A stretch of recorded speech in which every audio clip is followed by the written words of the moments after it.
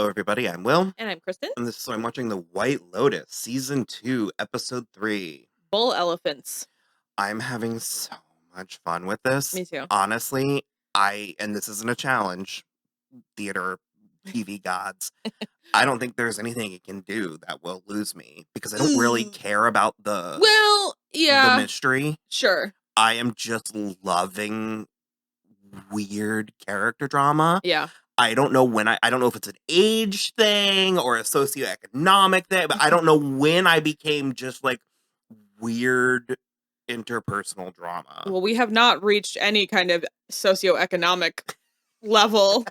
That wouldn't matter. So I'm going to go with age. I was trying to be like just throw some things out there, but I don't know. I bring it up a lot, but I noticed it the first with Sharp Objects, where I was like, oh, I always thought the key to good drama was coming up with a brilliant answer and then surprising your audience with it. And I find that more often, sometimes that's fun, but other times it's fun to just threaten your audience with weird scenarios. Sure. And then blame them for thinking that might happen. Yeah. You know what I mean? Yeah. I am having so much fun. So, where do you want to start? I guess Tanya, probably. Not much. Greg left. Yeah. And for 2 days. Oh, look, here's the thing. He's obviously something's going on.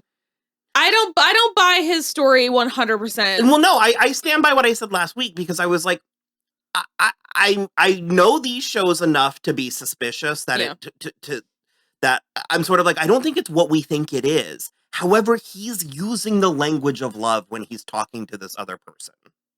100%. And also, like, the tone and, like, the mere fact that he's keeping it secret from Tanya is, like, a whole thing. And then, like, it was very small, but he got in the car to leave to the airport, and he was still rolling up the window, and he was like, okay, go, bye. Like, really anxious to the driver, where he just was like, put your foot down. Well, and this series is very expertly crafted, plotted, scripted. Yeah. Because we got in this episode that he was in fact sick, because they didn't really talk about it to my memory. Mm-hmm.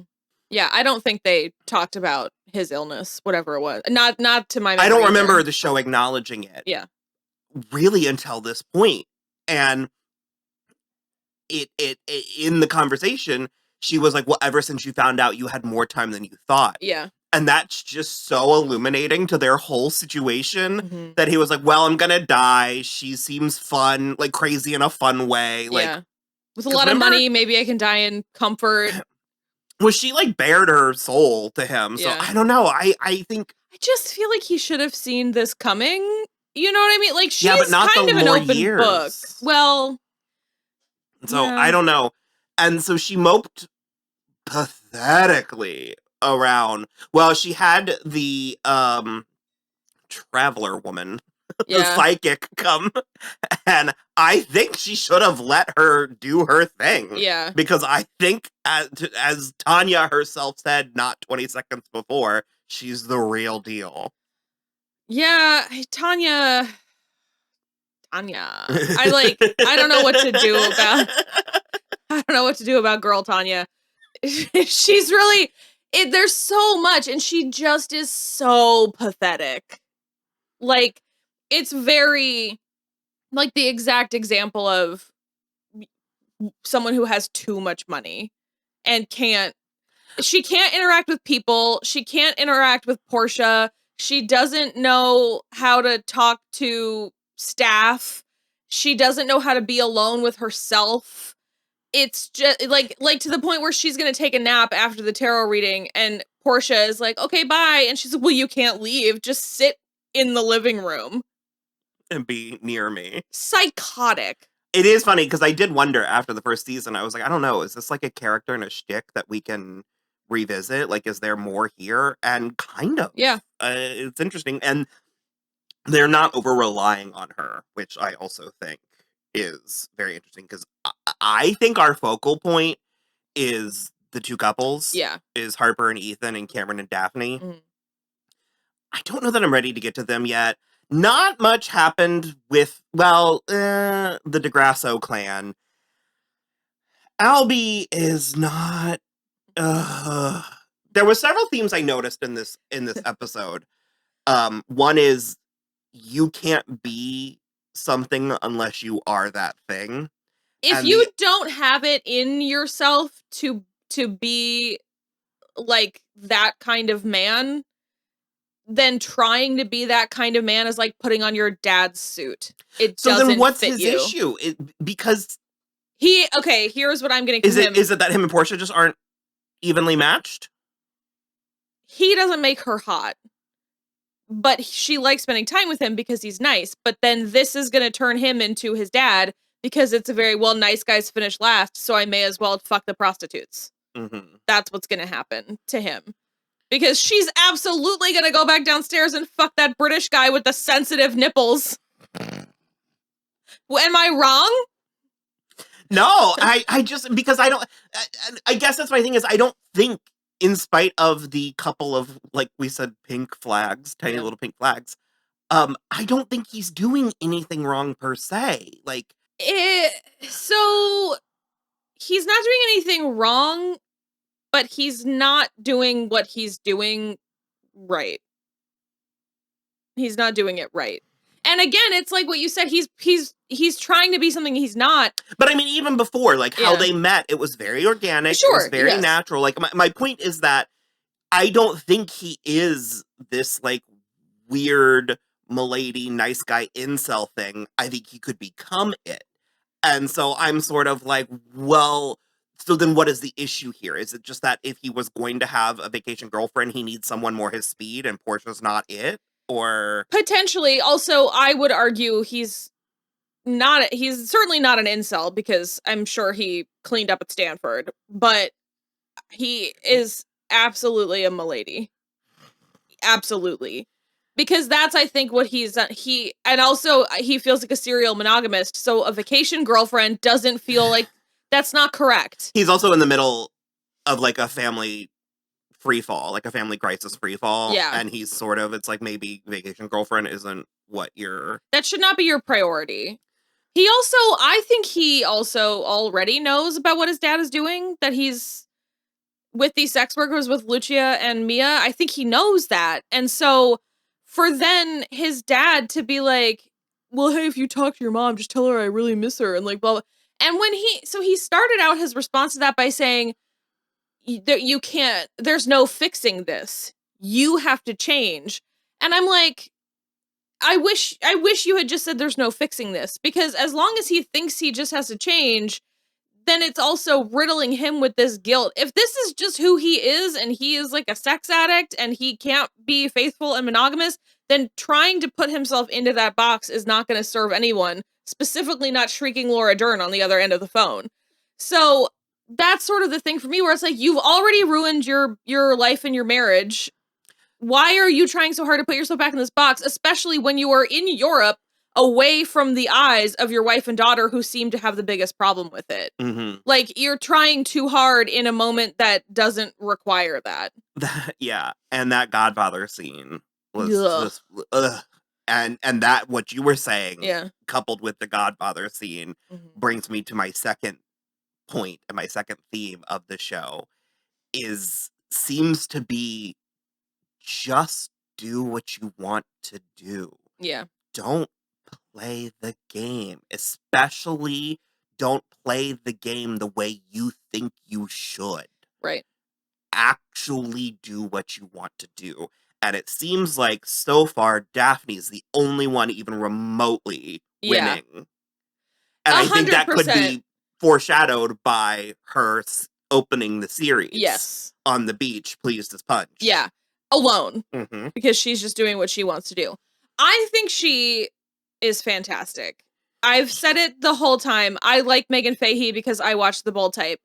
I think she is playing this part so perfectly. And this part is also written really well. I think Mike White might be one of those, like, sort of like Danny Strong, who, like, you've seen him pop up in acting for like 25 years, and then all of a sudden he's this brilliant writer. Or Jim Rash. Or Nat Faxon. Yeah, all of it. So that's the kind of thing that's like actually really fascinating to me. And I am appreciating the way he's writing all of the women, because they're all distinct And this carries to season 1 as well. They're all distinct, and they're all different levels of, like, interesting and strong and smart and silly. Well, and Daphne's the type of character that you could misjudge very easily Mhm. initially.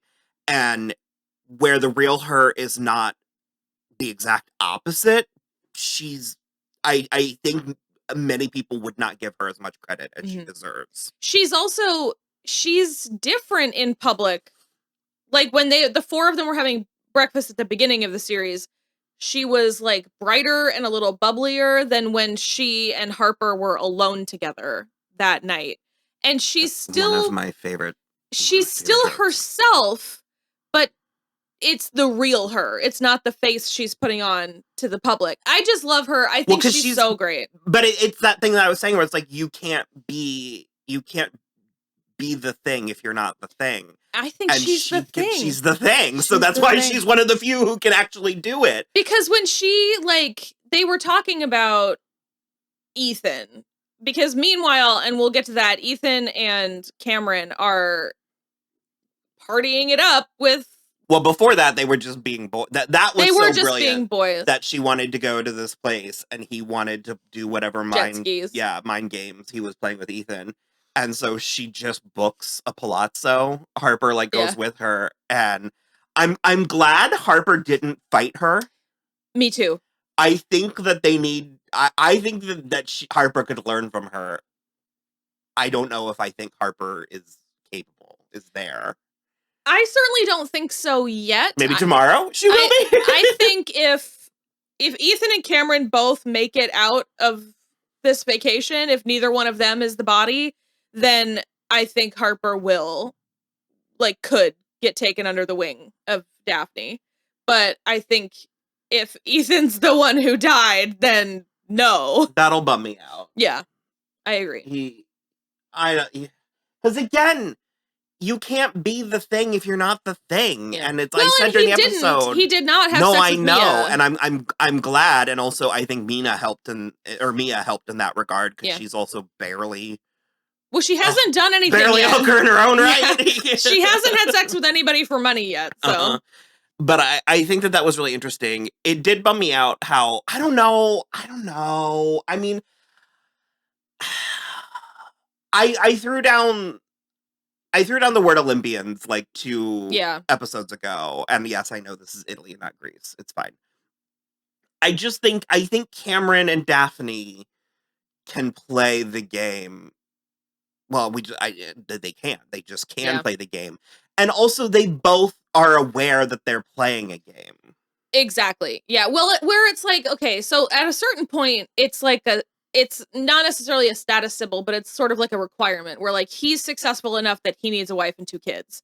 And she is like, I know what comes along with this package. And so in order to make myself not resentful of the fact that I know he's cheated at least once, I just do what I want. I find it very interesting that Daphne is sort of pulling Harper in and up. Yeah. And Cameron's pulling Ethan in and down. And you said early on in the episode, you were like, I just wonder what these 2 separate couples thought this was going to be like. Yeah. And we get this nugget from Daphne that she's actually invested in the boys' friendships because she thinks Ethan will be good for Cameron. Yeah. This is a real thing. Yeah. I have straight male friends where I've had that conversation with their girlfriends where they're like, I think you guys should spend more time together. Please be besties with my husband. No, I think it's so interesting too, because she makes that whole like story about how the elephants are always like together, but it's always the mothers and the babies, and when the boy elephants get too big, they have to kick them out of like the herd because they're too aggressive. And so they're just wandering around alone forever. And she says that's what the men are like. They're wandering around. They think they're doing something really important, and they're just wandering around alone forever.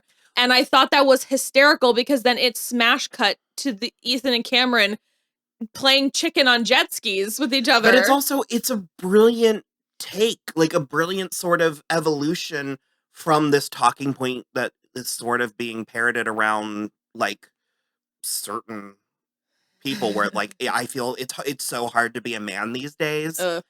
Which is a gross, like, understandably, yes, I'm not about to pull that. Yeah. But everybody does have their struggles. It's not hard to be a man. And to frame that talking point, because I thought she was gonna go like gross. But to frame it from a place of like sad and pathetic, yeah, it was really interesting. I totally agree. And it also ties in back to the DeGrassos because, you know, the grandfather, I forget all of their names, but Bert. Bert, yeah. F. Murray Abraham is like, you know, talking about how The Godfather is the greatest American movie that's ever been made. Couldn't be more tired of a talking point.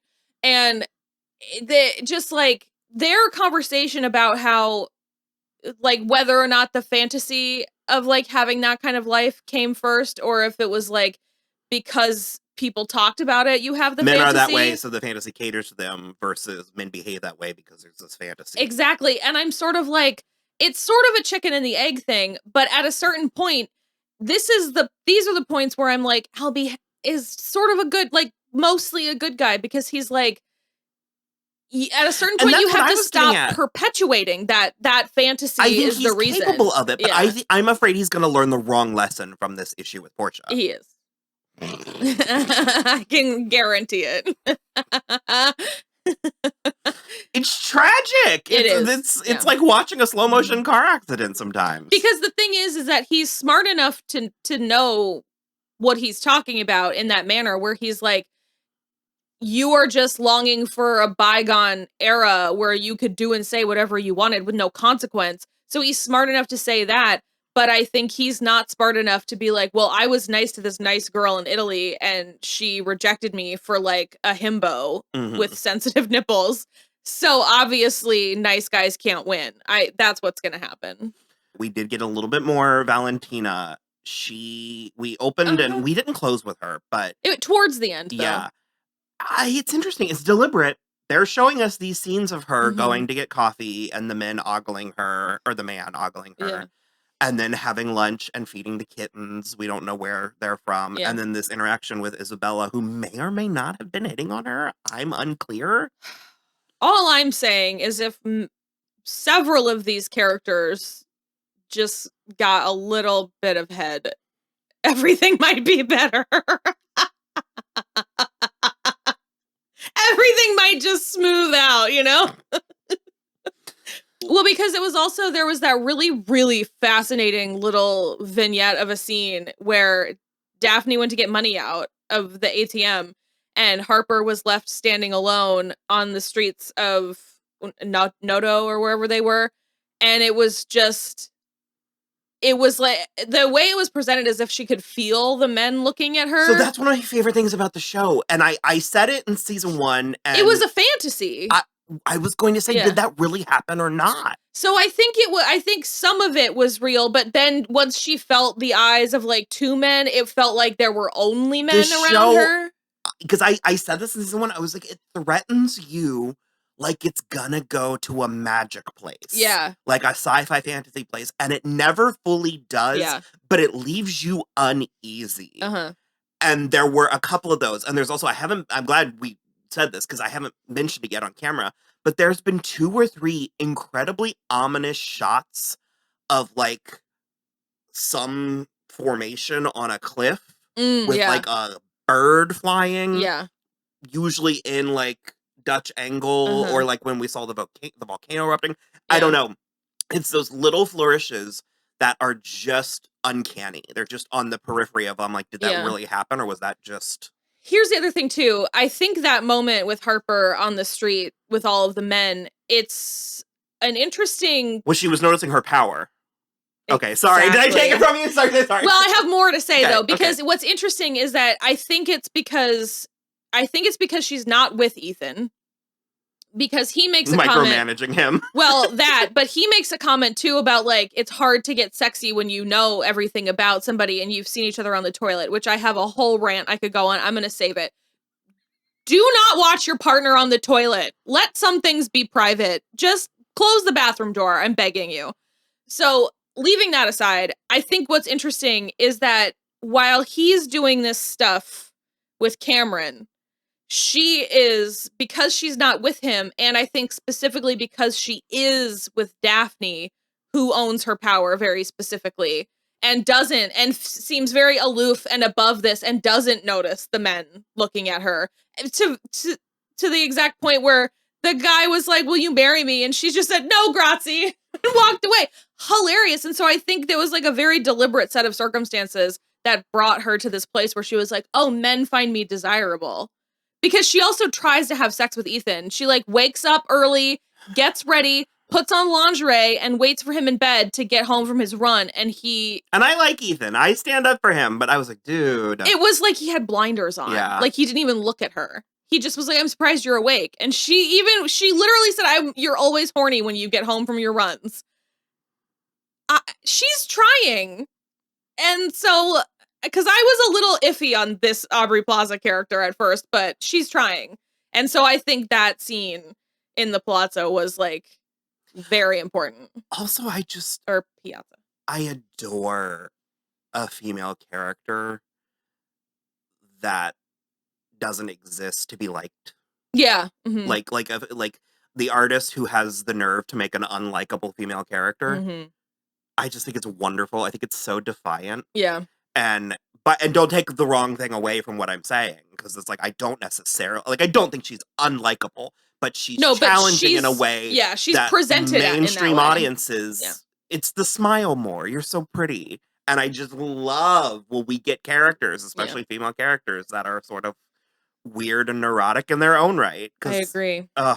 Yeah, I'm truly, and that to close it with what I was sort of opening with.